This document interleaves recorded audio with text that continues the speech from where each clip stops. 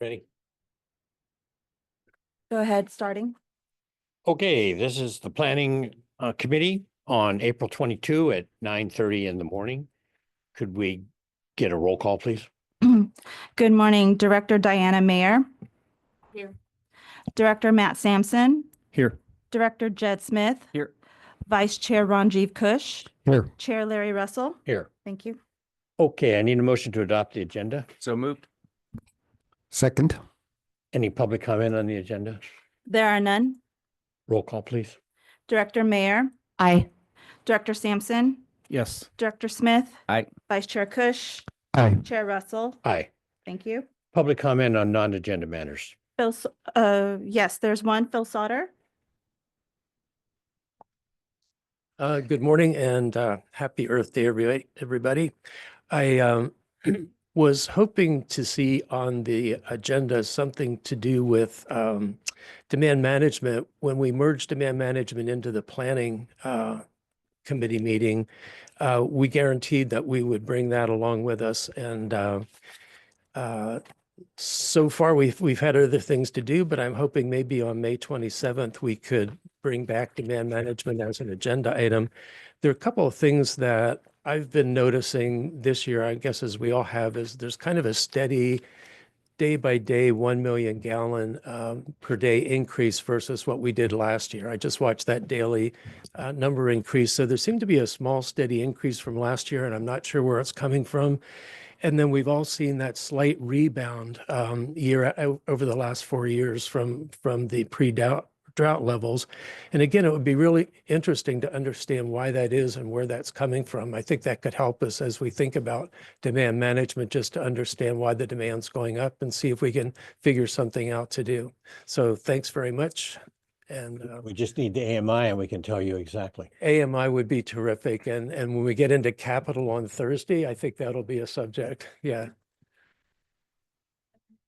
Thank you. There are no further speakers. Okay, great. I need a motion to approve the minutes of the planning committee from March 25. So moved. Second. Roll call. Director Mayer, Aye. Director Sampson, Yes. Director Smith. Aye. Vice Chair Kush, Aye. Chair Russell. Aye. Thank you. Okay, item B, capital improvement program, Park Road Pipeline Replacement Project. Good morning, Chair Russell, directors. I'm Alex Anaya, Director of Engineering. This morning with me is Ava Prejon, our Assistant Engineer in Design, who'll be presenting the Park Road Pipeline Replacement Project, which is a component of the district's CIP. Go ahead. Good morning. Thank you for having me. Hey. My name is Ava Prejon. I'm an assistant engineer on the design team. Today, I'm here to present the Park Road Pipeline Replacement Project. This project is located along Park Road from Spruce Road to Bolinas Road within the town of Fairfax. This project will install approximately 1,670 feet of 8-inch, 6-inch, and 4-inch pipe along with all appurtenances to replace old, leak-prone asbestos cement and cast iron piping installed as early as 1954. This project is a part of the district's capital improvement project. The district has been in coordination with the town of Fairfax in regards to its upcoming storm drain installation and full-width road restoration project. The district's plan is to install our pipeline replacement project prior to the town's planned work. The engineer's estimate for this project is $816,000 and is scheduled to last 86 days with an estimated completion date of July 31st of this year. If the bid documents are acceptable, staff will make a recommendation at a future regularly scheduled board meeting for contract award. The staff recommended action is for review and comment to the board with the planning committee's recommendation to proceed with the project. Thank you. Any questions? Questions? No, thank you. I appreciate Alex, you and your team, and Alicia, your work on helping us prioritize these efforts. And I understand this one rising to the top makes sense. So thank you. Any public comment? There are none. Okay, I need a motion to, well, I guess it's nothing, huh? We don't need to. Just move Put it on to in. the next item. Okay, got it. Okay, cool. Castagna Pump Station Phase 2 rehabilitation. All right, good morning. This morning will be Lucy Croy, our Water Resources Manager, and Zach Talbot, our Engineering Manager of Design, who will be presenting this item. So I'll move out of the way for them.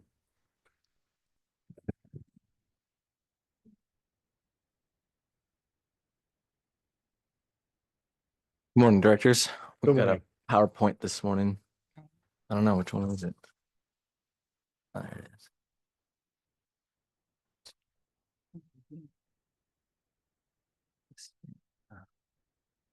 Right.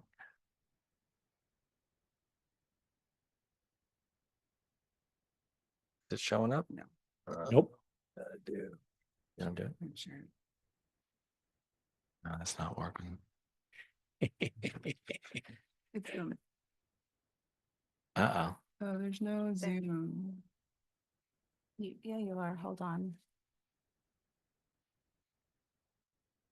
Why aren't you guys on? Jeez. Give us a minute. Go ahead if you want to talk.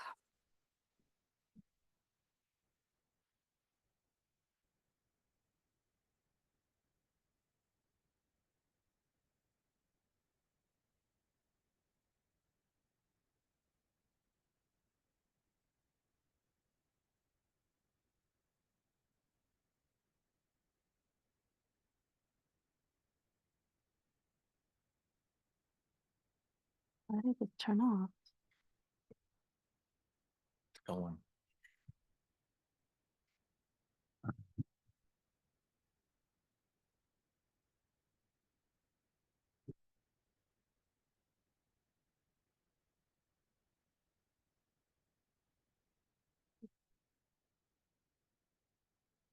Getting closer.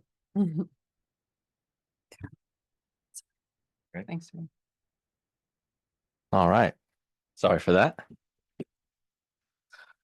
Well, good morning, directors. My name's Zach Talbot. I'm the engineering manager of design. I'm also the project manager on the Castania Phase 2 pump station project.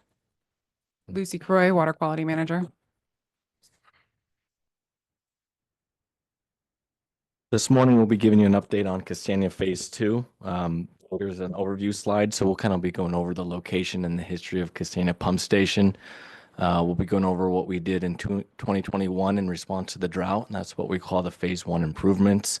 We'll be going over the design of Castania Phase 2 improvements. And Lucy's here this morning to talk about how Castania Pump Station fits in with future phases of the Atmospheric River Capture Project. And then lastly, staff will be talking about the recommendation for Castania Phase 2 improvements. And that's why we're here today.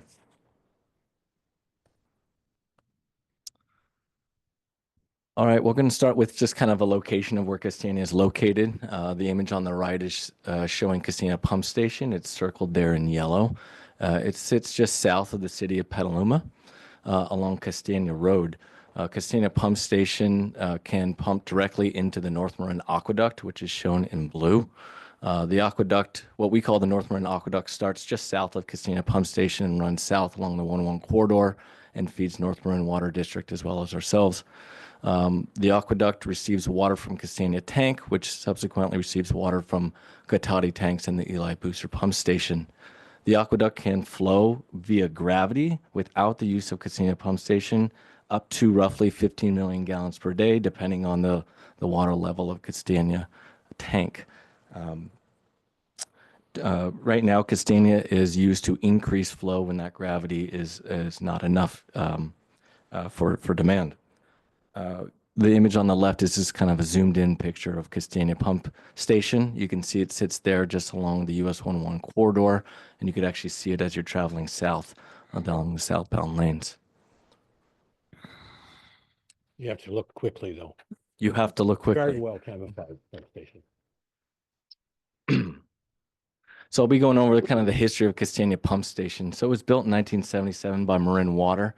It's a 1,200 square foot building. The structure on the right is the electrical control room. It actually sits at grade, and you walk down a set of stairs to go into the pump room, which is shown there which is the lower building on the left. The pump room houses 2 vertical turbine pumps and motors, each rated at 18 MGD, and they're run by 400 horsepower motors. From 1977 to 1999, Marin Water owned and operated the pump station, and in 1999, Marin Water actually transferred ownership to Sonoma County Water Agency. In 2014, the pump station was actually disconnected from the North Marin Aqueduct, and I'll get into why that happened. And then in response to the 2021 drought, Sonoma County Water Agency transferred ownership back to Marin Water, and phase one was completed early in 2022. And that essentially was us reconnecting the pump station back into the aqueduct. Starting in 2023, phase two design began, and that was in direct response to the condition assessment that occurred during the phase one project.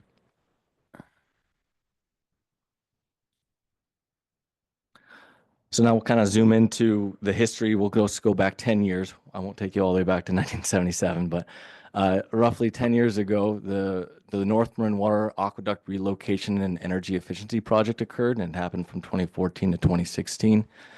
During that time, the North Marin Aqueduct was actually relocated and upsized, and this happened in conjunction with the Marin Sonoma US 101 Narrows project, where they widened US 101. So shown there in solid green is actually the new 42-inch aqueduct, and it goes underneath Highway 101 and travels on the other side of the 101.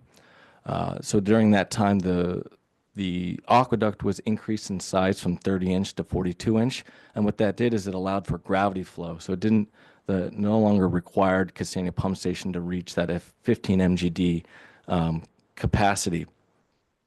And so Castania Pump Station was actually disconnected from the aqueduct, and it's kind of shown there in dashed blue. The old aqueduct is shown there in black on the left side of the screen, and that actually went down Castania Road, and it was subsequently abandoned during this time.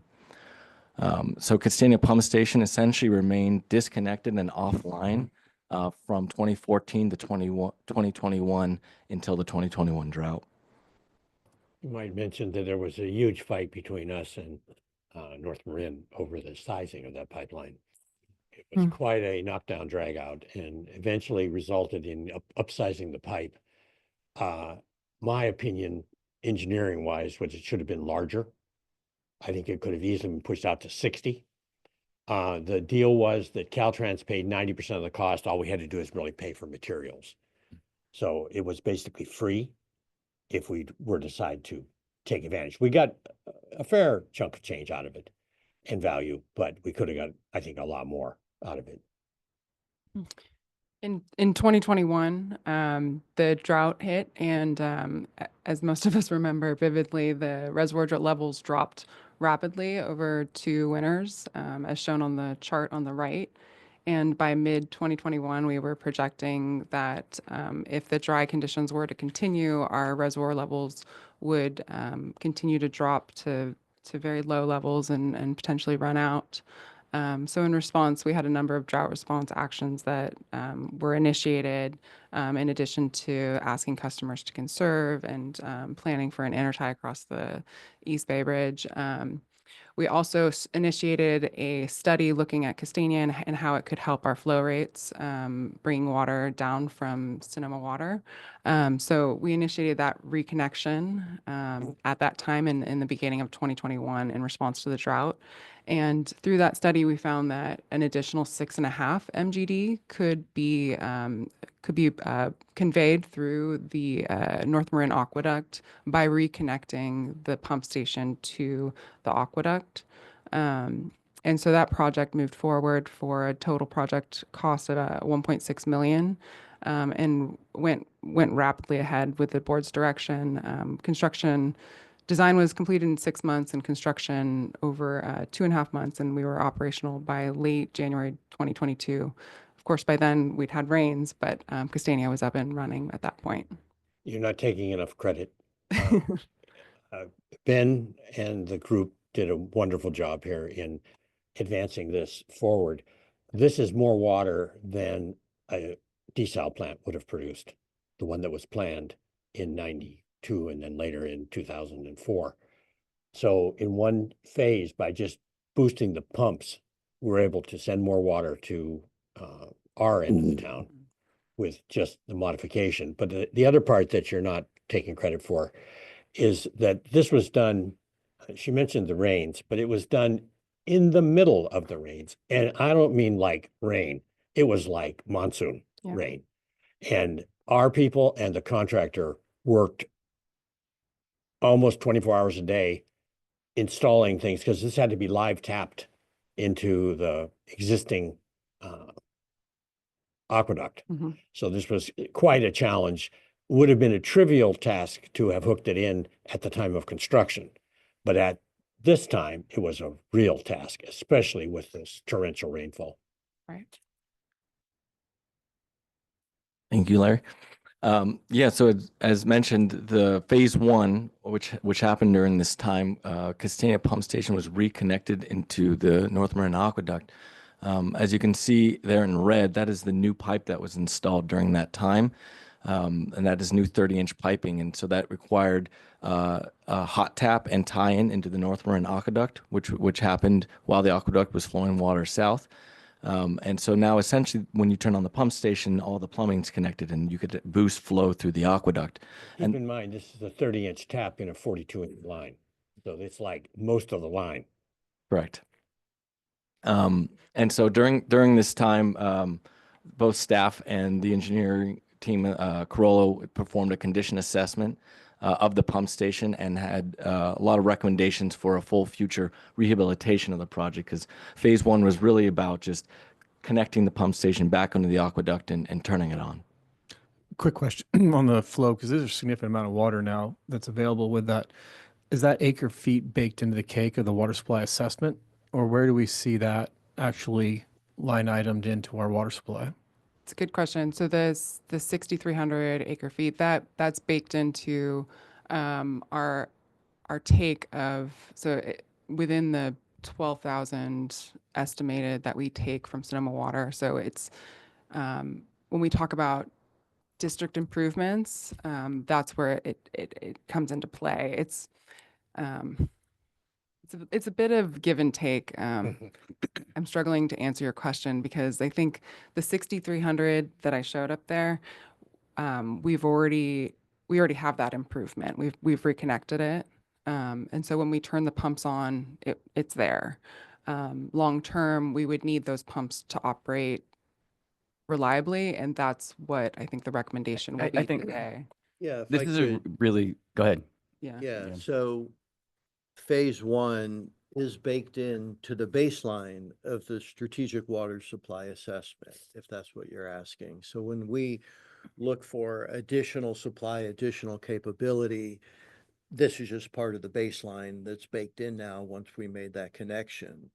Was that? Okay, I think so. This project was marketed like a new Bontempi during the 2022 cycle was coming out. And with that, I would assume we would have seen a much bigger benefit in terms of need to go for additional water when you're adding that much more at that point in time coming out of a drought. And so I'm curious to know how our goal of 8,500 acre feet is offset by this number, because this is significant. I think there's some additional review necessary, because in those meetings in 2021, the board was slapping their back saying, now we're going to get access to 14,000 acre feet of our contracted water from Sonoma, and that's not happening. And I do believe it was marketed as this is the answer. Now we can finally get access to our full allocation, and it's not. And I actually don't understand the benefit. It doesn't seem like it's 6,300 acre feet per year. I think we're already getting some of that benefit. So I think some cleanup might be due for what the real value of this is, because it was marketed truly as $1.7 million. Now we get 6,300 acre feet per year. And that's accurate. It is accurate. Yeah. was Okay. absolutely accurate. And all along, we acknowledge that Additional acre feet, 6,300 additional acre feet per year because of Castania. Although we wouldn't take it unless we need it. That's always the And we gotta pay advantage of for it. Right. advance. it's the And- but- capability. But what we're doing, for example, we'll get into ARC, it's taking it beyond that. So yeah, what was the MGD? 6.5? 6.5 MGD. During the drought. We were looking at $120+ million project to get 8 MGD with a pipe across to the Richmond Bridge.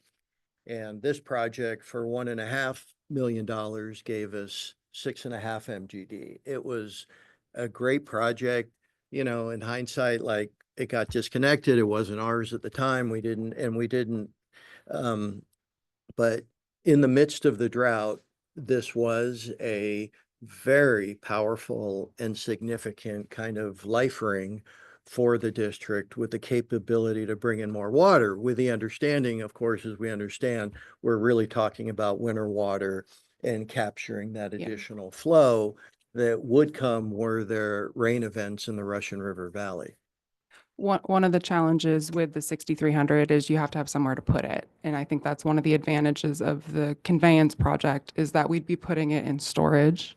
So long-term, I'll get into some of the details, and that's some of the restrictions we have in our system is right now, when we pump through Castania, it goes directly to consumers. And so we have to have the demand. Well, I think it was overtly said by the district, and I thought the board understood that now we could get 14,000 acre feet from Sonoma. And I'm just wondering why we can't now, even though that's what we thought this was going to We do. can, but we can't put it anywhere. Yeah. So So that should have been clarified. Tiburon, So, because this didn't make that happen. well, it depends, Jed, on what the conditions are in the storage tanks, because there are storage tanks in southern Marin, so in eastern Marin. Right. And what happens is, it depends on where they are, whether you can fill those tanks up, because it's filling from the backside of the system, Mhm. reverse, okay? That's where the problem is, that, the water that we drink in Tiburon is routinely Russian River water. We see very little, if any, of the reservoir water. So it depends on what the conditions are. As they said, it depends on demand. And without this, you're screwed. Right. Because you need that push. So maybe just a lot of clarification around what the depends-ons are and what the ifs are that make us able to take full advantage of this would be helpful. Yeah, because I think the project's a good project. It's very worthwhile. It's just understanding what the actual true benefit is and not overstating it. I think the other part that needs to be kept in mind is that this was built in 77. The electrical, getting one pump running, and only one pump is runnable at this point in time, because the other 400 horsepower motor is not in adequate shape. So it was very tricky because the switchgear and stuff is all ancient. I mean, like eBay level ancient. If you want to buy a part, you got to buy it on eBay. It's just not available. And so that's what this phase 2 is about, is getting this thing up to today's standards so that it can be used reliably going forward. Mhm. Lucy, maybe you'll mention this, but do the improvements that we're still developing for the Castania pumps, are those going to also aid the new conveyance? So they're going to Yes. feed Yes. into that? Yeah, Okay. we'll get into that. We'll lay it out a little bit more clearly too.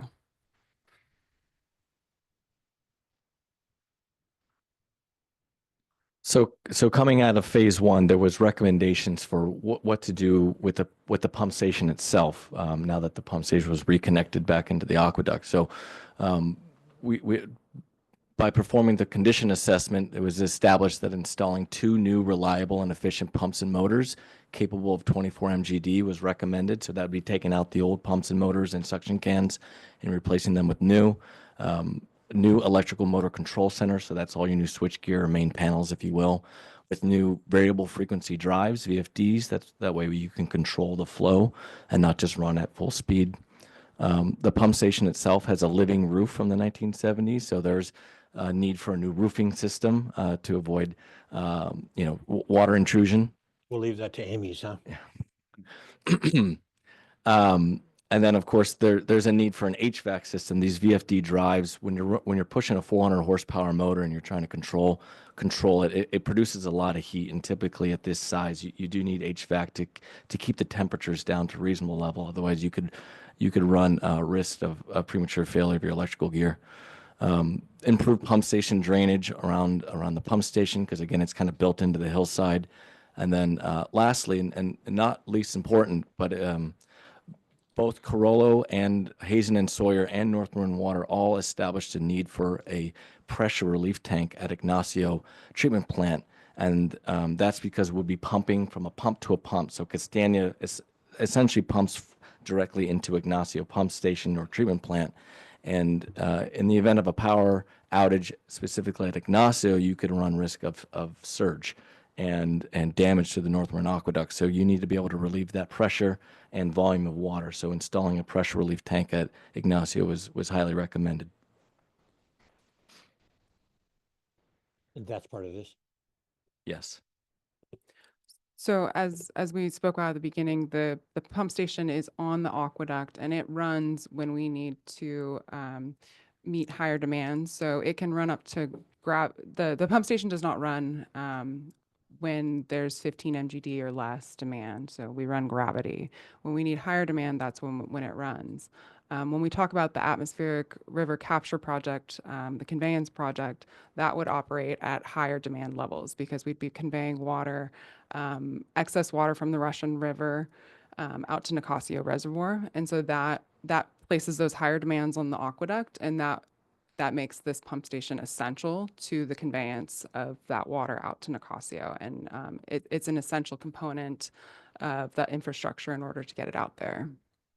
At the 24 MGD, that is, we're talking about getting it reliable for phase one. So at that phase two. rate, roughly our total water usage, Yes. give or take, Yes. is being transmitted through that pump station. Yes. Did I hit it? Yeah. So that's that's the potential phase one, getting 10.6 MGD that we've talked about getting out to Nicasio Reservoir. At the potential project build out of ARC that's been discussed long term, the capacity would need to increase from 24 MGD to 42. There would also need to be other increases along that conveyance along the aqueduct that are shown on the map.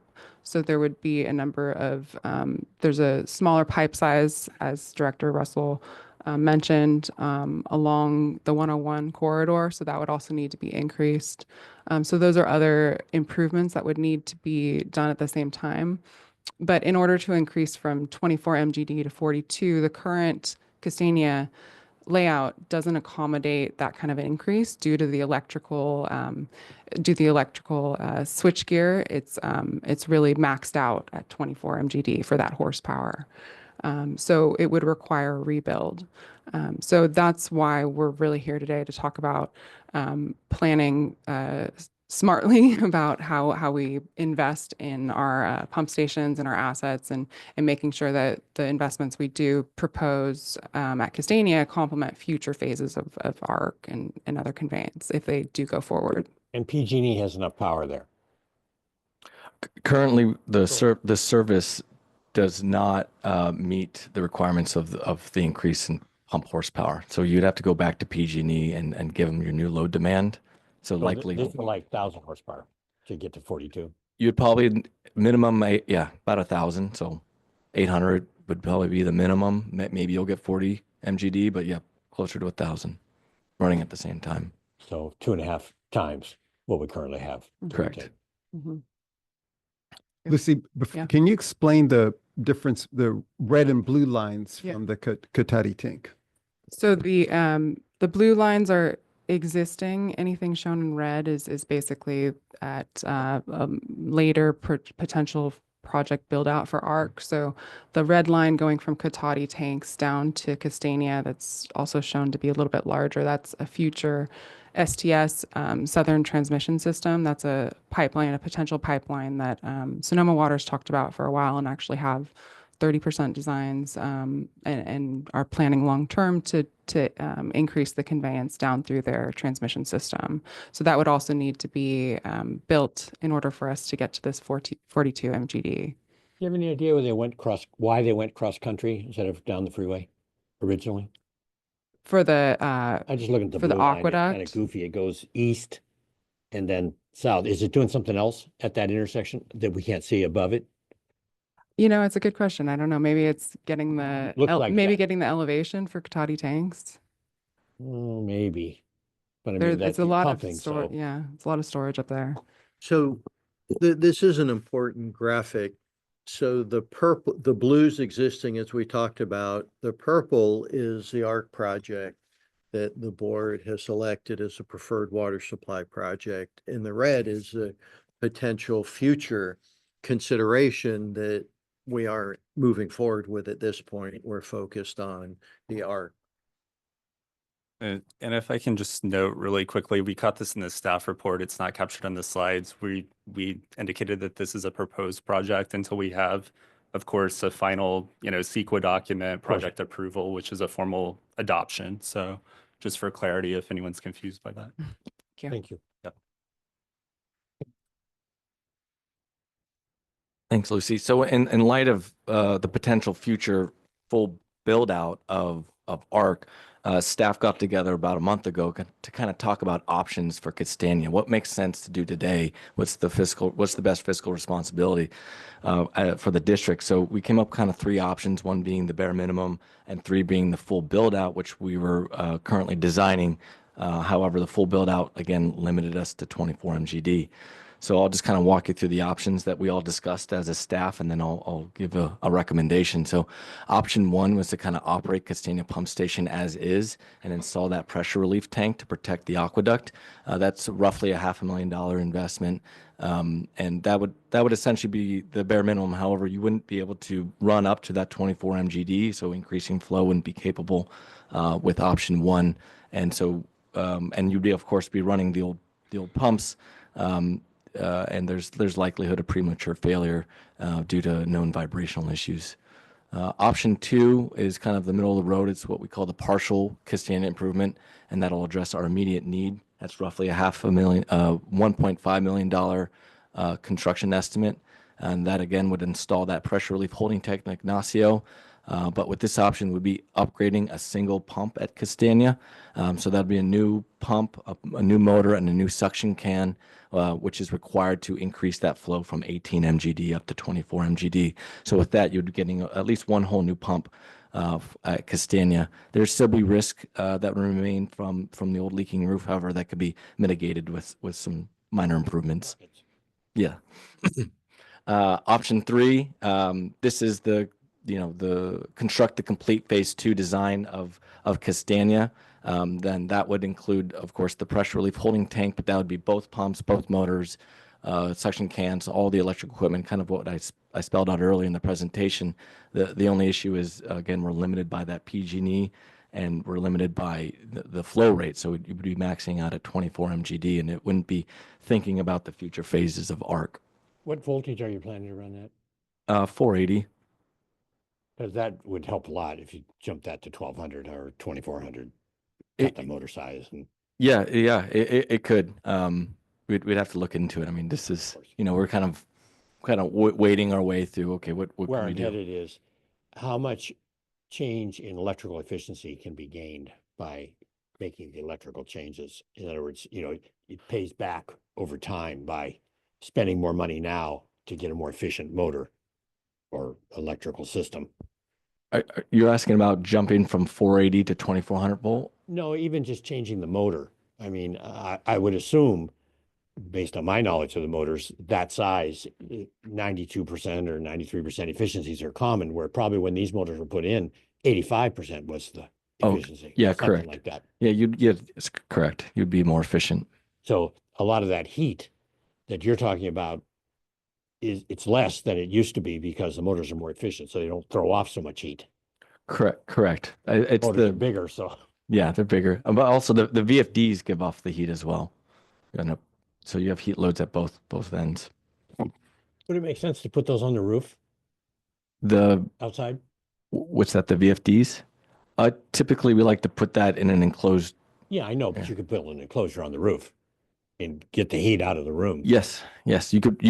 You could put it outside of the building, or you could I mean, put one it thing that somewhere else. concerns me is, have you thought about just scraping it and starting over again? Because we're constraining ourselves a lot by its design, which is, I would say, minimalistic, to be generous. That's actually very much in line with what we're bringing today, that were we at some point to move to the full build out, the conclusion is we'd have to build a new pump station. So it didn't really make sense necessarily to invest 5 million in the existing pump station. And then knock it Instead, down. right. No, that's fair. But that's an important issue too. you know, I think that the low profile side of it is advantageous. Because really, if you don't know where it is and you're driving, you hardly see it. I mean, it is an excellent design from an aesthetic standpoint. It just fades right into that hill.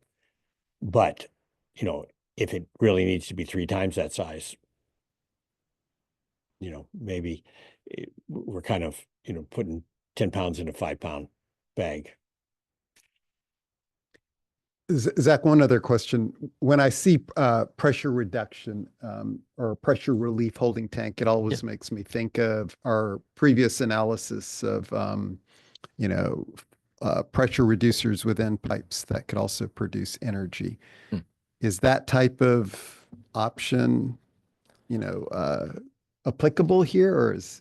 No, so the pressure, so I guess I'll kind of walk you through how it works. So like, let's just say both pump stations are running and you lose power at your downstream one, that upstream pump station's still running. And so you've got this slug of water coming Surge. down. Yeah. That's your surge. And so in order to protect your assets, you need to relieve that almost instantaneously. So what's going to happen is there's a valve that could read the pressures on the aqueduct. And as soon as those pressures spike to say over 150, 160 PSI, it'll open and all that water will just go straight into a small holding tank almost over the course of like, say, a minute and a half.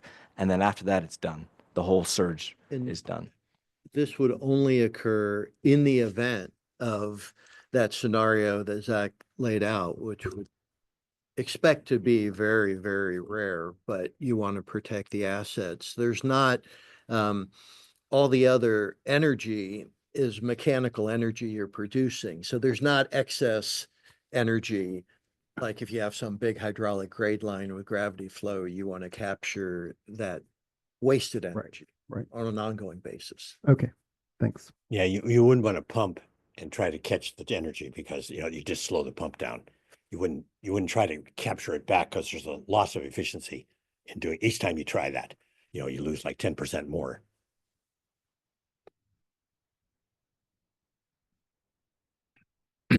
So staff concluded with option 2 as the recommended kind of path forward for the partial Castaic phase 2 improvement.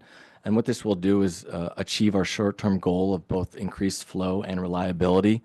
So it would replace pump 1, which is kind of shown in the foreground. That's the pump in the worst condition, with a whole new pump, motor, and suction can, and would also include the installation of a new relief valve and tank at Ignacio to protect the North Marin Aqueduct from the surge. You might indicate what you don't see there is the pump. You see the drive, that's what the blue part is on top, but the pump is actually down in the ground. There's a can with, it looks like a well pump underground. Yeah, it goes, this one goes about, I think 8 feet below the concrete grade that you could see there. And that's where the water comes in. And then it flows out through the blue pipe you can see on the right. And then the image on the right is just kind of a schematic rendering of what a small holding tank would look like. This is roughly 10 feet tall, maybe 10 feet in diameter. It holds about 8,000 gallons of water. So this is something that probably should have been put in the beginning. Correct. Well, beginning, you mean like with phase 1 or? Was designed. No, before. Oh, yes, correct. Back in 77. Yeah. They took a chance here by firing Castagna and Ignacio at the same time. And this could happen any time, and they could have popped the lid at Ignacio. Yeah, a lot of it too has to do with the maximum pressure requirements by North Marin Water. They do like to keep the pressures lower in the aqueduct, and this would help alleviate that. That's part of our kind of operational agreement with them. What about generators? At Castaic, we have not looked into implementing emergency generators at the capacity to run the pumps, just enough to run, say, the sump pumps, because it does sit below grade. So we do have the capacity to run generators to essentially make sure the pump station doesn't flood. But aside from that, there isn't anything in the design for backup. Where I'm headed is, do we have two PG&E source power now, or just one? We only have a single PG&E source at Castaic. Because we're kind of getting all our eggs in one basket here. You know, this pump station is pretty critical to everything downstream of it. And, you know, it may be judicious to look at what do we do if PG&E loses power. Now, I don't know if it's possible that it can lose power to that pump station and not lose all the other ones at the same time. You know, if it's a whole Marin outage, or they can actually lose this power source. Yeah, almost something like just a connection, not a full generator, but potentially a backup power connection that one could be brought in. Be interesting to see if that would be a viable option. That's a good point. Yeah, the problem is these are like mega Yeah, generators. it'd be a So large it's generator. the size of a locomotive. And it's a good idea, not impossible, but difficult because of the size of this thing. I mean, like there's room to park it. Sure. I don't know if there's room to fuel it, but Right, there's that's room usually- to park it. I guess we could use the PG&E gas line going through there, huh? Go propane, or not Well, propane, but the one natural that gas. slipped. No, the one that fell when the pipeline slipped on the Mhm. hillside, Yeah, I believe PG&E's transmission gas line goes right along right that through same there. area. You recommending a hot tap? Yeah. No, legal. So, Larry, you're kind of getting into like, hey, what would a future Castania pump station look like? And this is just a generic rendering, but all these things have to be taken into consideration when you're thinking about phase 2 of ARC. So increasing PG&E service size, maybe having an emergency backup generator, installing new high capacity electrical switchgear, which of course is going to take up more room and lead to essentially a whole new building. More than likely in the exact same location that the existing building is in, just based on the way the lot is set up and the way the aqueduct is set up. It's going to be roughly in the same spot. And then you would need, of course, your new high capacity pumps. All the inlet and outlet piping would have to be increased in size to accommodate that up to 42 MGD size. So essentially, it would be a completely different design from what we've been working on. And although and we have to take that in consideration when you're thinking about phase 2 of ARC. So at this point, the board, as council noted, we are not doing the project, right? correct. ARC, we're assessing it and going through CEQA. We're the board to adopt CEQA and decide to move forward with ARC project. That could be a time and opportunity to talk about what does a upgraded Castania pump station look like and give us at that point. And we could be thinking about potentially something, a project down the road to build out this pump station for all the issues that we aren't addressing now. I'm not saying what we're doing now is a Band-Aid, the recommendation, but you can think of it that way. Of course, the surge tank will be good and will be there, whatever the scenario is at the pump station. And likely the new pump will be used as, a replacement pump for other pump stations. So I think this is a good investment at this point, but at some point we will be talking to the board, likely, were we to move forward with ARC, about what a larger pump station may look like. Yeah, I think the other thing, Zach, is you might want to forget about these canned pumps. You haven't shown there, but they're not the most efficient pumps if we're talking about 40 MGD. Hmm. I mean, there are much more efficient pumps, different configuration. Sure. But yeah, that's a good point, Ben. Fortunately, this is not our typical pump station in that we have a lot of land at this one, relatively speaking. It's not the shoehorned normal pump stations where there's just enough land to put the pump station. So kind of next steps, staff is looking to tailor the existing Castania pump station design to have it fit to option number 2. So replacing that single pump and motor and can, and then of course the installation of the new pressure relief tank at Ignacio. And we would be able to do this by modifying the existing design under the current Hazen and Sawyer design contract. And, since the design is there, we just have to kind of repackage it, and that does take some time. And so we're looking at having a package ready to advertise sometime in the summer of 2025 of this year. Thank you. Any further questions? I think it's really important to note this is a critical project. It's been important for a long time, and I really appreciate your review and assessment and moving this forward. It's within our capital budget that we've already approved, so this is not new monies. And I think my point earlier to qualify it a little bit is that this does not on its own enable us to get access to full conveyance opportunities in winter water. But as you said, Lucy, this is an essential component of our infrastructure puzzle that can help us optimize our Sonoma Marin Aqueduct and the conveyance of winter water to help meet our demand needs, especially during drought and low water years. So it's a critical component. I'm fully supportive. Thank you. Yeah, thanks a lot, Zach. Thanks, Lucy. Just going back to option 2 versus option 3. My assumption is that there's some risk with option 3 if we do not, for some reason, move forward with the full ARC project. Is that correct? So, you know, if we went with option 3, would we be overbuilding, you know, ending up with a stranded asset if the ARC project does not go through?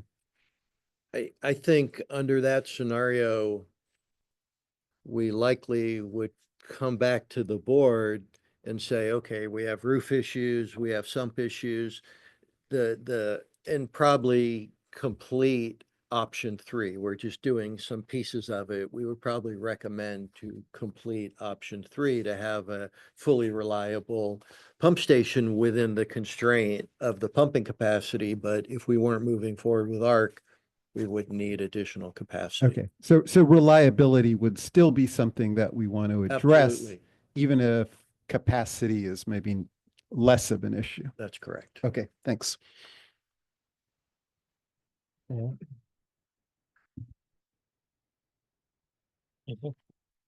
on any questions right now. Thank you very much. Cool. Helpful Well, information.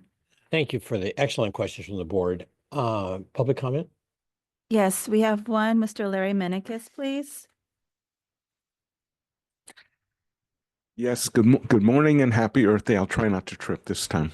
I just want to say back to Larry's comment earlier about 1999 and the fight over the pipeline size, and I've brought this up before, that I don't know fluid dynamics. I don't know much about engineering, but it would be helpful to have a presentation on the conveyance project on why a specific pipeline size has been chosen and what would the options be for a larger or a smaller one, just to look at that to see if there's any reason to consider anything that other than what's already being proposed. And that's all I want to say. Thank you so much. Great comment. Okay. Well, I think this is another one of those we don't have to do anything, right? That's correct. We've made our comments. Okay, great job, guys. Thank you. Thank you. Okay. Whoops, skipped right over it.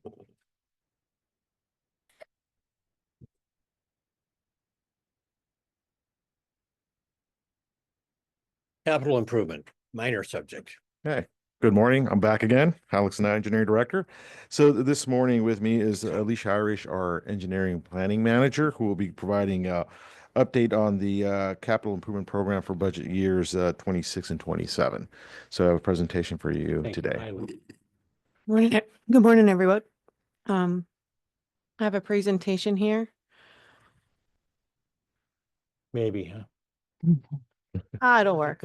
If the laptop gods allow. The gremlins out of the computer first. I think that computer has an attitude. Mm-hmm. We all have Mondays, don't we? Or I guess Tuesdays. Only it has Monday every day. Yeah. All right, here we go. Okay, so good morning, everyone. I'm going to give you an update today on the capital improvement budget, specifically for the next budget cycle.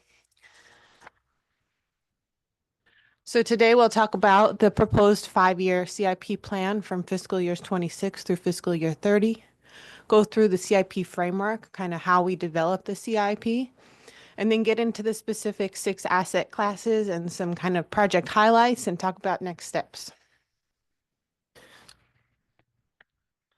So the 5-year proposed plan, we have a $328 million 5-year proposed CIP plan, which is pretty incredible. You can see the annual allocations in this chart. They range from $64 million to over $67 million. There's slight variability across the years, primarily due to grants. You'll see the first year slightly higher. We have more grants that we know about, and the out years may change as we learn about more grants. All right, so you can see how this proposed 5-year plan compares to what we've done in the past. So in this next 5-year plan, we're proposing, an average of $65-ish million a year. And that's compared to our previous 10-year total, or our previous 10 years, which you can see on the left side of this chart. Between fiscal year 16 and fiscal year 25, we spent a total of about $249 million. And you can see the actual versus projected amounts in the dark blue versus the light blue. So this is a significant increase in our rate of investment to our capital program, which is something that we should all be pretty excited about. Okay, you can see here how those in fiscal years 26 and 27, how those funds are allocated across various categories. The vast majority of the CIP is going towards infrastructure renewal. But we also have some components from grants, about $9 million in fiscal year 26 and $2.5 million in fiscal year 27. We also have fire flow from our fire flow improvement program. We have an annual allocation of about $4.5 million. We're planning to spend $5.5 million in fiscal year 26, and that's really to utilize $1 million that's in the fire flow reserve, so to kind of catch up to our spending. We also have dedicated funding to water supply enhancements, specifically the Nicasio Spillway Project and the Atmospheric River Project. And then we also have ERP and AMI improvements to the amounts of $5.5 million in fiscal year 26 and $7.1 million in fiscal year 27. Alicia, do you have a breakdown on that last line item between what is ERP and what's AMI? We're going to get into, we have an AMI Okay, slide great, later thank you. on, so I don't want to get the numbers wrong now, but there's the annual funding will be right there. Thank you. Alicia, what grants here is confusing to me. Are you indicating that's what we expect to bring in with grants? So that's the amounts that we know about now that have been awarded. We have much higher numbers than this in terms of applications that we're still waiting to hear about. But this, for example, in fiscal year 26, this is a lot of like Lagunitas Creek restoration projects. We've been applying for those kinds of grants. We know that they're awarded. This is like the construction phase of that project. Yeah, I think for the public, it might be better to indicate that as, what the grants are being used for. So say, watershed, management, water resources management, that would be probably a better indication. So now kind of getting into the development process of the CIP. We present a 5-year CIP planning horizon that we update every 2 years. And that's because the first 2 years are what's adopted by the board. That's the funded element of that. But it also provides us the opportunity to revisit the 3 out years every time we go through this cycle.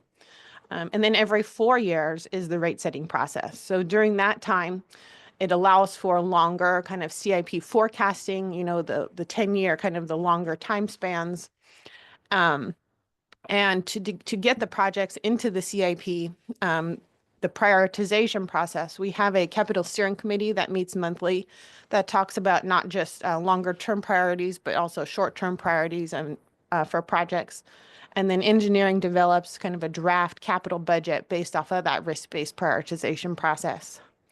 We also have some framework that we work within in terms of goals and constraints. One of our top goals is to address safety, regulatory mandates, and critical reliability of all of our assets.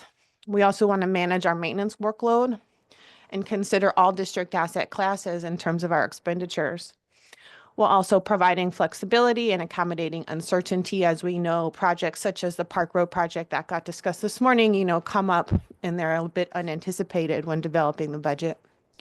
Some of the constraints that we work within are external entities. So we need various permits for different types of projects, different levels of environmental review, property constraints, and also grant funding opportunities. We also work within the limited resources that we have within the district, and we use that. We leverage like on-call contracts and things like that to keep projects going. And then there's also the reality of project sequencing. So, for example, we can't start the Ross Reservoir project until the Pine Mountain Tunnel project's complete because they're so integrative in terms of the Ross Valley area. So then getting into the specific, how do we develop this budget cycle? So we know of projects that are already in the queue. They were in the last 5-year plan. They're kind of advancing forward. And then in terms of new projects, we use a risk assessment, which I'll get into in just a slide or two, to identify these new projects, determine their priorities, sort of validate the existing projects' priorities. And we also want to integrate projects based on multiple benefits, grant funding, and various other aspects. And in the long term, we strive for investment levels based on sustainability. So getting into that risk-based process, we know that risk is a function of likelihood of failure and consequence of failure. And various different assets have various components that determine their likelihood or consequence of failure. And these two components, these two functions are put together to determine their risk. So high consequence, high likelihood is high risk, right? That means you're in the red squares on the top right. Low likelihood, low consequence has a lower risk, and therefore we get a lower priority in terms of our CIP. So using that risk-based analysis, we can see here how the risk analysis was for our potential pipeline projects. So this is an output of some of the work we did as part of the Water System Master Plan. And in terms of likelihood and consequence, the main driver for pipeline projects in terms of likelihood of failure is really their leak history. And how are the leaks affected over time? We know that more recent leaks present a higher likelihood of failure in terms of pipelines. And we also know that there's a spatial component. So leaks like to be next to other leaks, right? That could be in terms of the soil or how the pipe was installed or other things like that. But we know that there's a spatial component to that. In terms of consequence of failure, Wolfback Ridge Highway Crossing is a great example of that. That is a highway crossing under 101 in Sausalito, and it's the sole source of water to the Wolfback Ridge community. So just right there, that makes its risk shoot way up. Some of the other projects we have listed here are Center Boulevard, that's in San Anselmo. That's a large transmission line running under that road, and that's kind of the main pipeline responsible for taking water from Pine Mountain Tunnel tanks, the new tanks that we're working to install, to our main gravity systems in San Rafael and Ross Valley. South Marin Line is sort of the main pipeline taking water from the Bontempi treatment plant down to Southern Marin. So it works its way across the ridge through to the Alto tanks. And those are the main transmission tanks for the Southern Marin area. North Marin Line, we've talked about in the past. That's a sole transmission from our reservoirs in the west to the San Geronimo treatment plant. So we took this risk analysis, and what it does is it lays out various buckets of risk. And we see here that there's about 40 miles of high-risk pipeline in our system. You can see in these red lines in the figure that they're spread all throughout our service area. And so we do about 5 miles of pipeline per year right now. So we have, a number of projects that are high in our queue that we're planning to address in our CIP. Alicia, looking at the Wolfback Ridge project, do you know how many customers are west of the freeway for us? I want to say there's about 2 to 3 dozen homes maybe up there. Yeah, an estimated cost of just replacing that. Well, I wouldn't say it's our average pipeline project just because of where it's located. Right. No. So we're looking at various options with Caltrans to go, do the same kind of alignment under the freeway, but really we'd like to go on the overpass or the underpass, which adds distance and some complexity depending on which route we end up choosing. In the end, I'm anticipating, even though it's such a short span, for it to be in the $5 million range. Yeah, and I think where I'm going with it, that's a very small amount of homes for a $5 million pipeline, but it just goes to show you how complex all of these things are with the district. So thank you. Yeah, I actually agree. It not only shows the complexity, it shows to some extent the nature of our service area and why we have disproportionate miles of pipe, number of tanks and pump stations for our population relative to most other agencies, certainly in the Bay Area. We were just looking at replacing a tank that feeds a handful of homes, but we need to provide water to that community. So this is repeated throughout our service area, and it does speak to some extent to relatively higher rates to support this very high infrastructure on a per capita basis. So now looking at some of our above ground assets. We use a similar condition-based framework based on the likelihood and consequence of failure to determine the risk of these above ground assets, namely the tanks and pump stations.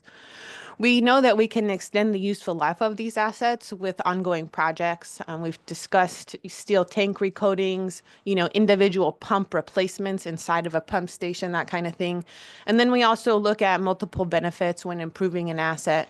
I'll get to Tokoloma later on, but that's a great example. West Marin, kind of that eBay style era of infrastructure, but it also will be a great water supply project in terms of increasing its capacity.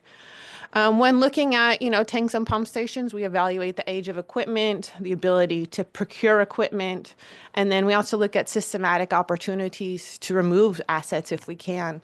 The past 2 Redwood tanks that we worked on, we actually removed them instead of replace them, because as the system developed over time, we looked and we were able to find that we could just put pressure reducers in lieu of tanks at those areas because the demand in that area was allowed for that. We also look at single points of failure. For a pump station, is there redundancy? Is there a standby pump? Can we improve it in such a way to mitigate the risk instead of doing a full replacement?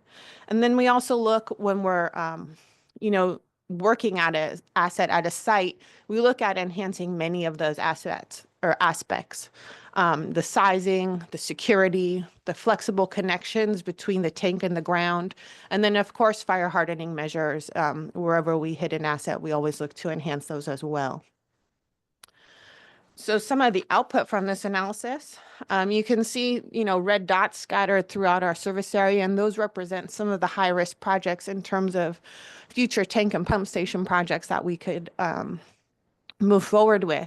Many of the tanks listed here we're familiar with. Smith Saddle are the 2 5-million-gallon tanks in San Anselmo that we've evaluated in terms of replacement.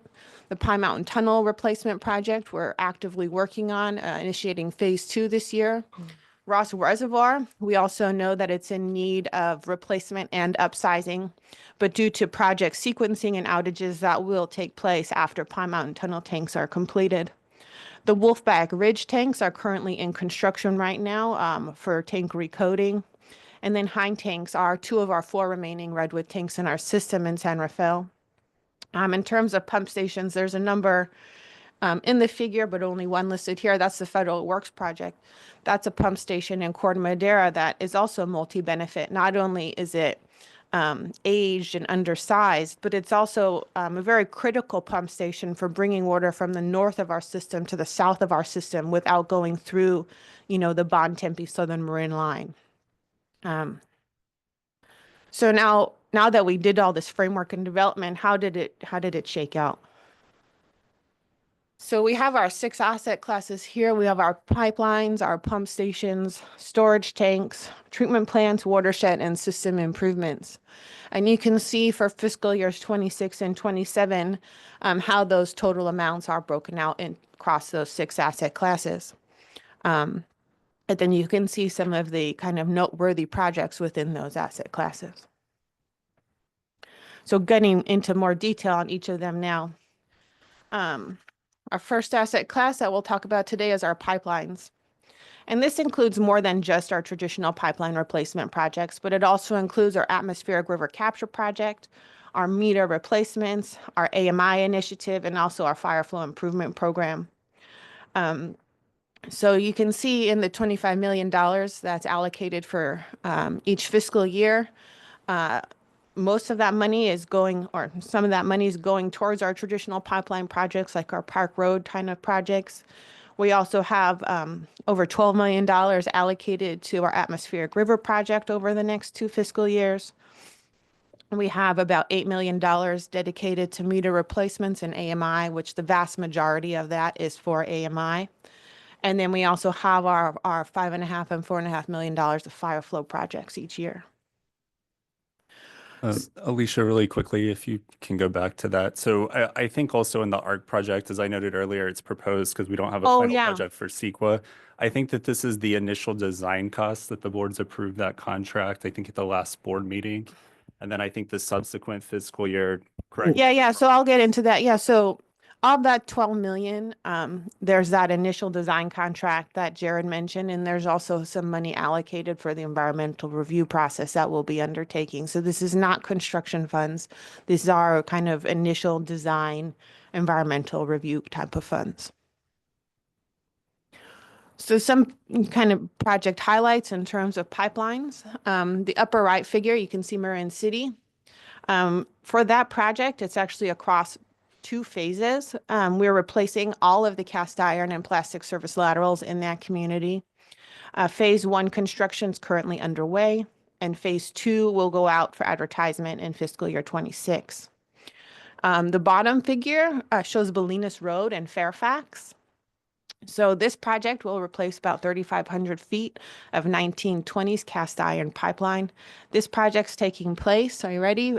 On Bolinas Road from Center Boulevard all the way up to Deer Park Villa. So if you're familiar with Fairfax, you won't be able to miss this pipeline project. Alicia, can you remind us when we replace cast iron and plastic, what are we putting in? So the 2 instead? pipeline materials that we currently utilize are welded steel or PVC pipeline. And the design engineers, they go through kind of a evaluation system to determine which pipeline is more appropriate for the site at that time. Got it. So we have the Atmospheric River project, which we talked about in the last presentation.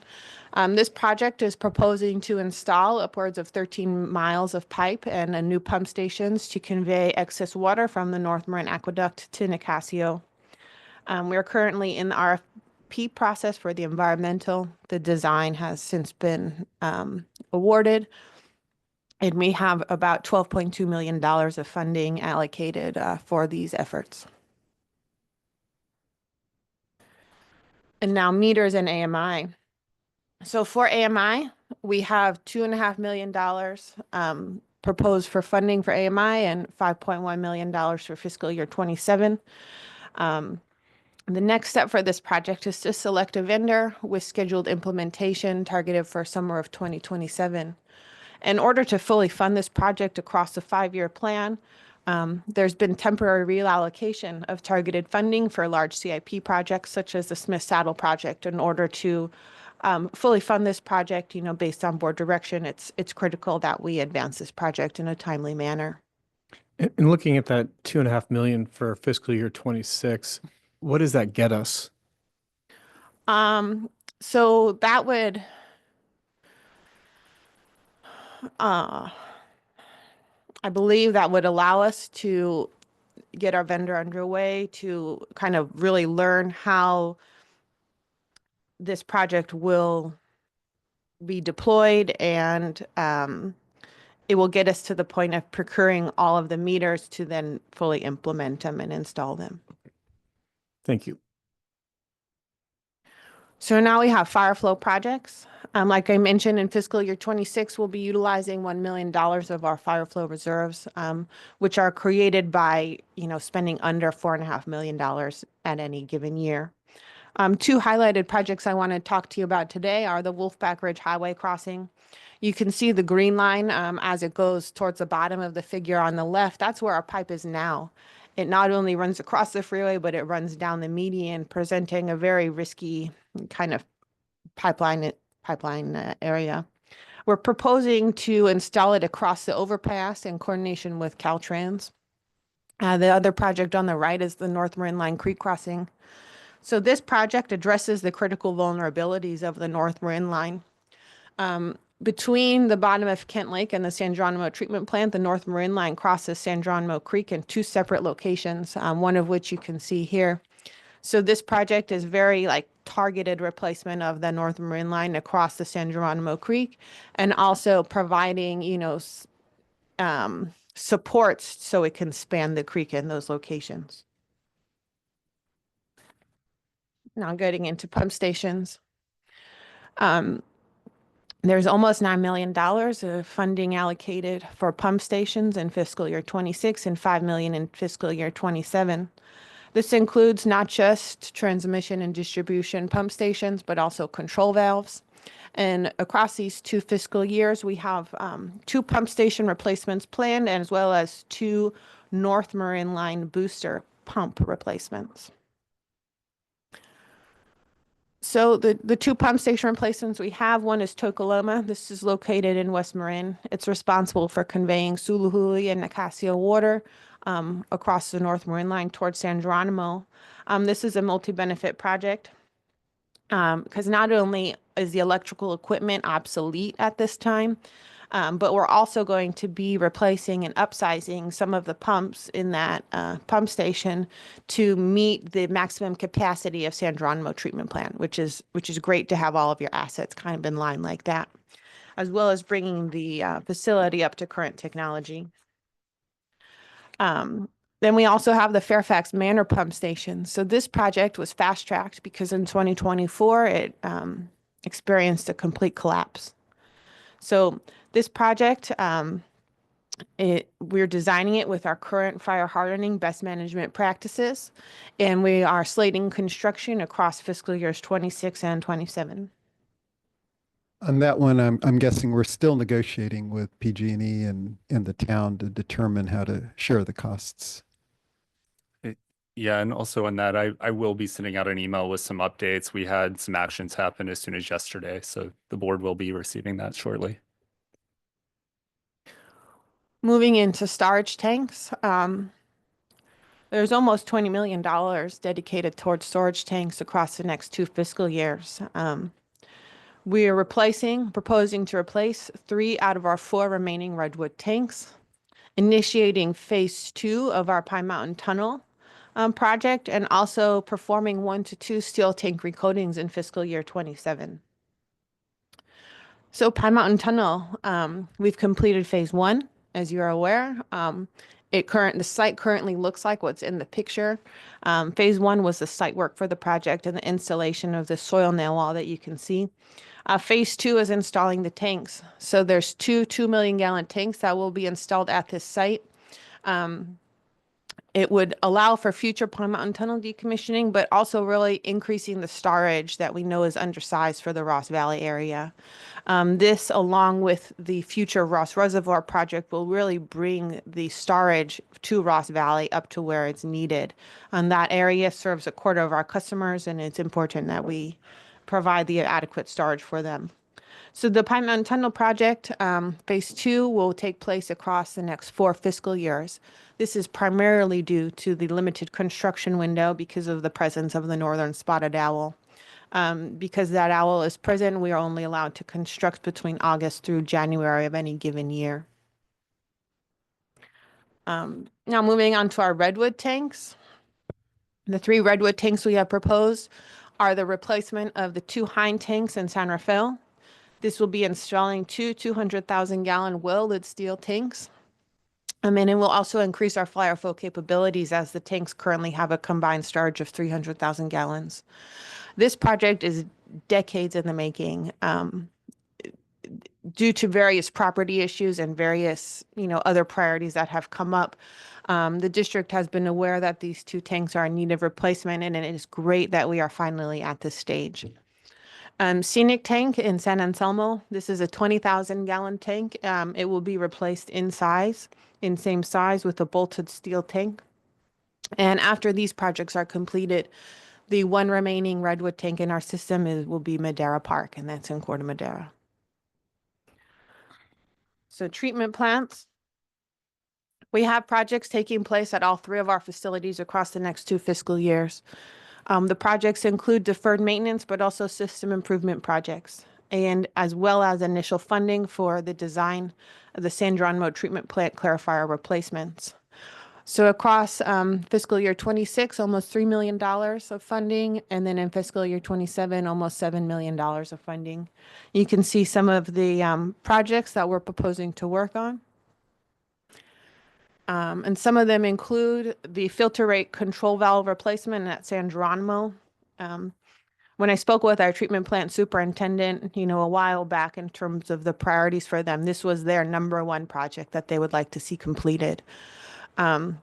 We also have PLC and motor control upgrades taking place at San Geronimo and Ignacio across the next 2 fiscal years.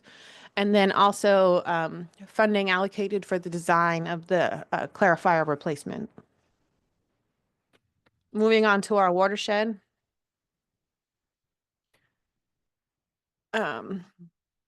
This funding includes all watershed facilities plus a dam and reservoir projects. So you'll see here, there's not just, the typical facility hardening, trail rehabilitation, but also the Nicasio Spillway Modification Project is also in this asset class, which is why there's that large difference in funding between fiscal years 26 and 27, because there's that $5 million of allocated funding for proposed construction of that project.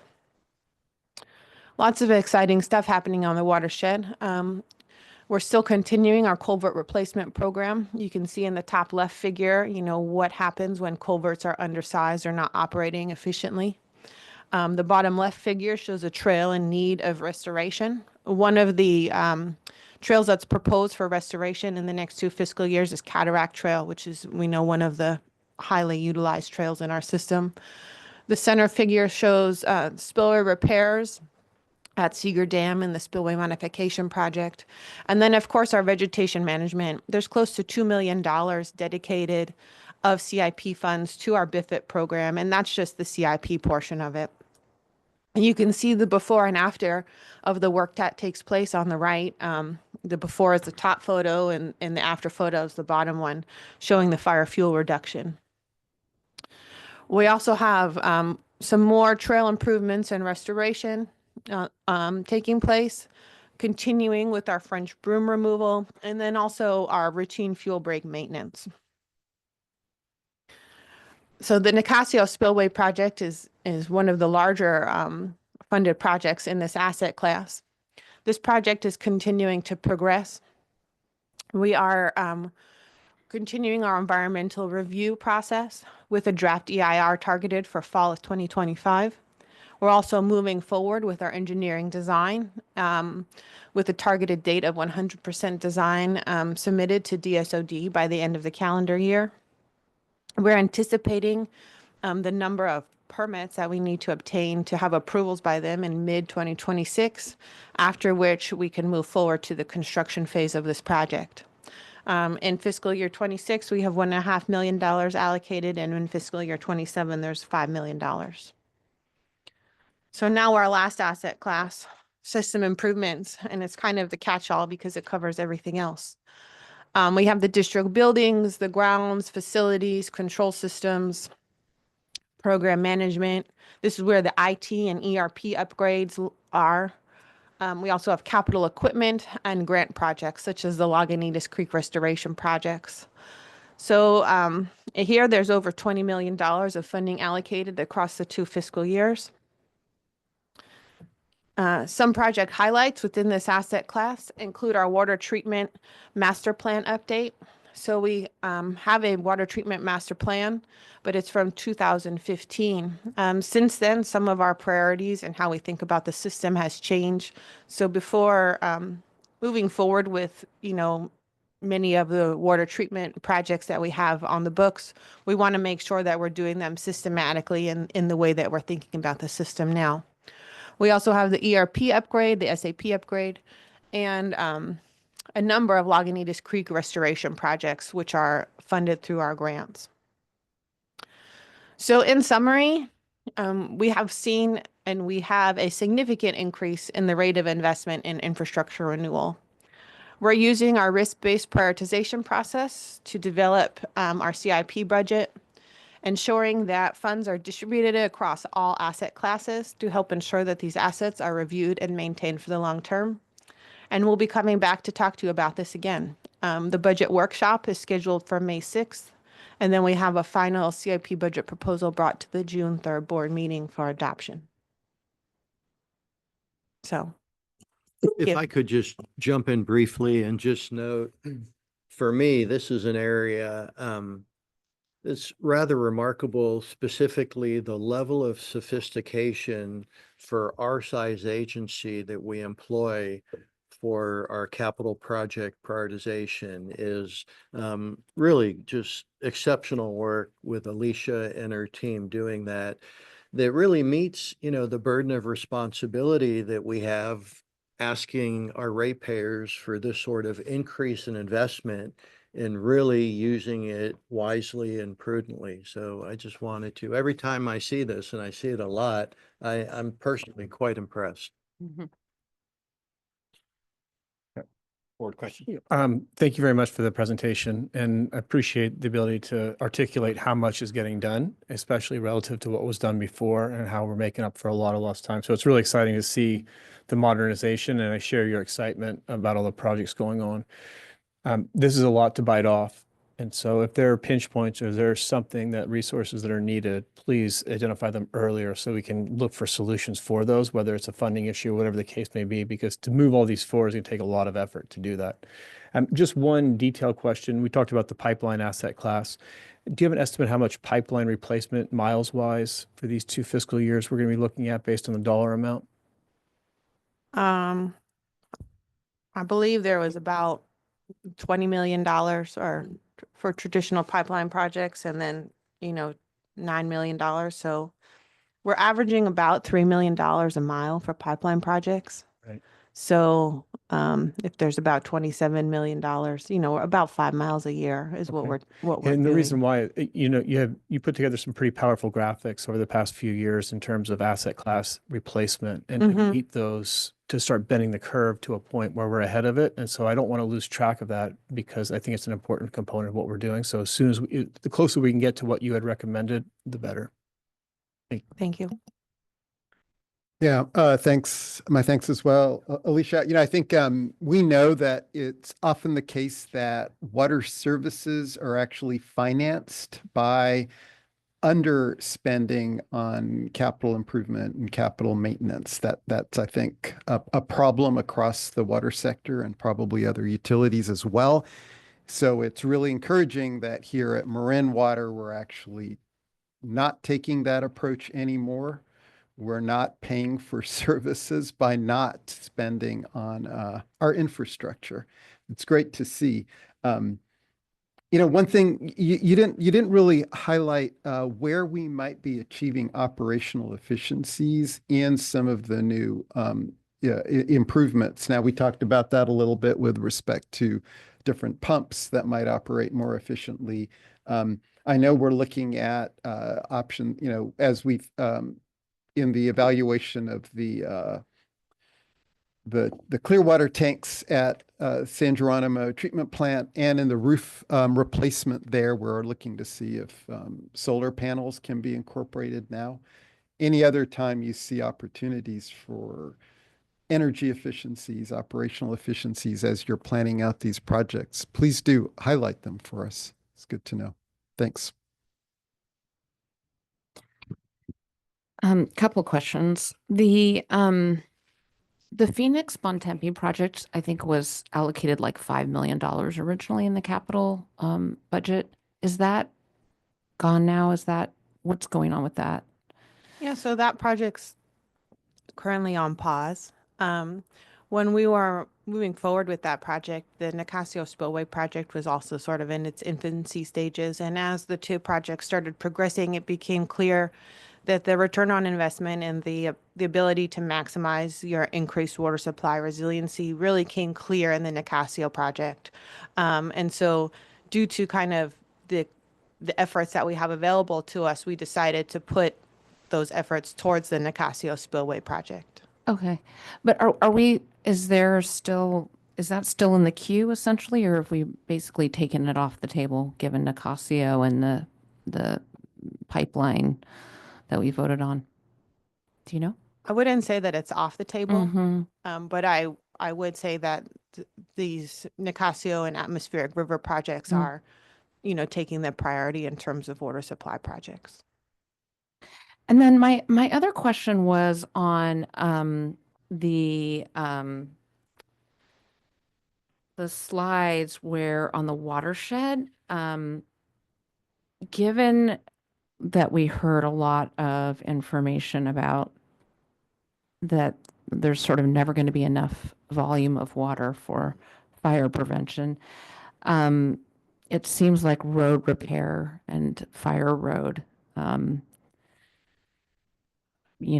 roads being kind of up to speed and in decent shape so that at least we can get to the places we need to get to would be a top priority. Was there looking at that when we decided where to put, how much money to put in terms of road repair and improvements?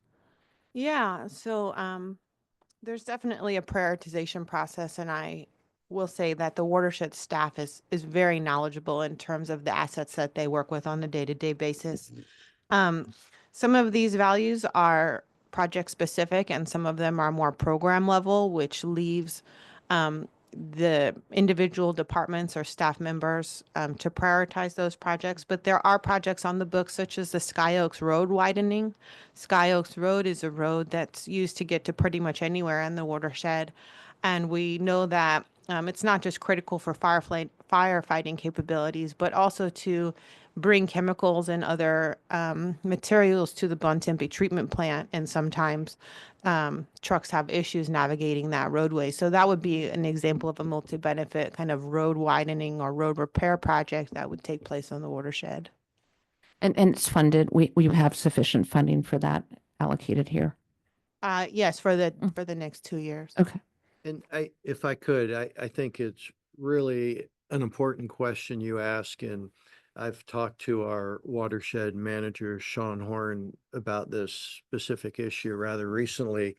And we are very knowledgeable and engaged with the fire services that we work with in understanding what are their primary roads that they use. And, for example, before every fire season, we go and coordinate and we cut back any growth to ensure there's adequate access for engines and big vehicles and maintain those key arteries to ensure that they can do their job. So we do think about that. And I'd say potentially at some points, our customers or those that are in the watershed may see fire roads that are not in great condition. And largely, those are not the priority roads that have been identified by the fire agencies. Okay. Thank you. Thank you for the detailed presentation. I know just putting this together took a lot of work. But the historic investment that this agency is making in our total capital improvements should be a point of pride for our community. And I think it'll be one of the great legacy efforts and investments that this board has approved, and super proud of the continuing work. I just encourage you to continue to update us, not just on the dollar estimates, but how the dollar estimates change over time so that we can understand how things are moving. Thank you. Thanks. It was a good presentation. It's much better than it has been, and I appreciate that. I'm still a little concerned about the risk assessment. It still rings to me a little bit of rubbing our tummies. It's pretty subjective, huh? Like leak history. Well, yeah, exactly how do you assess that? I understand that you prioritize it by the fact that it's had leaks, but I'm not sure that maybe best characterizes the risk or the actual risk that's there. It may, but I didn't walk away with a warm and fuzzy from that particular aspect of the assessment. So, it's cool. And like I say, it's much better than it was. And I appreciate that response, but I'm still a little concerned. I think it's a fair point, and certainly above ground infrastructure, when we assess the condition, we have just super high confidence, right? Of a tank, we go inside, we penetrate the walls, pump stations, you look at equipment and understand all aspects of it. And pipes are underground, so there are different sorts of limitations. We have found in correlated what Alicia shared, that a pretty strong correlation between breaks and failures, and that gives a window, but not the determinative, but it does give a pretty powerful window into the state of that particular stretch of pipeline. But it's a fair point. As is your point. Public comment. Yes, we have one, Mr. Larry Menikis, please. Alicia, Alex, thank you for the presentation. And I just want to touch on a couple points here. First of all, this is very ambitious for a small water department and very much needed, and very much appreciate that. And I do want to point out, as was kind of mentioned, that due to the historic rate increase, all of this is possible. And without it, it would never have happened. So I want to thank the board for implementing this rate increase, and also to recognize that when we come into the next rate cycle, costs are going to continue to rise. We're going to have to continue to look at these expenses because they're only going to continue to get higher. And when you look at the 5-year CIP plan here, it's relatively flat. 2026 is slightly higher than 2030, which means by the time we get to 2030, we're spending less as we're going along because it's flat, and we know that costs are continuing to rise. I think that's something to note. And I appreciate the comment about the high cost of maintaining the system. Just talking about a pipeline for a few dozen residents is as expensive as this entire upgrade to Castania that we were just talking about previously, 5 million versus 5.5. So it's as I've said for years and tried to express to the public, this is a really expensive system that we have here, and a high cost of maintenance. And then on the last point is the Bolinas Road project. We all know what Fairfax is like, and the roads are relatively poor there. And what I'm wondering is, when we tear up downtown, is if this will be in conjunction with a road improvement project there, which would lower the costs of the district's costs. And with that, thank you so much. There are no further speakers. Thank you. Good comments.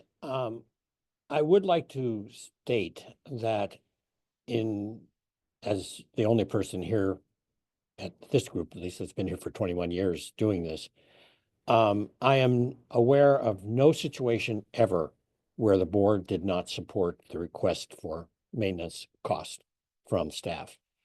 So, that has been uniform in my experience. And, the philosophy of the staff may have changed, which you can argue is management or times. I'm not sure exactly which. But there's no event that I can recall where those recommendations were not completely supported by the board. So, okay, cool. With that, we will adjourn. Thank you all.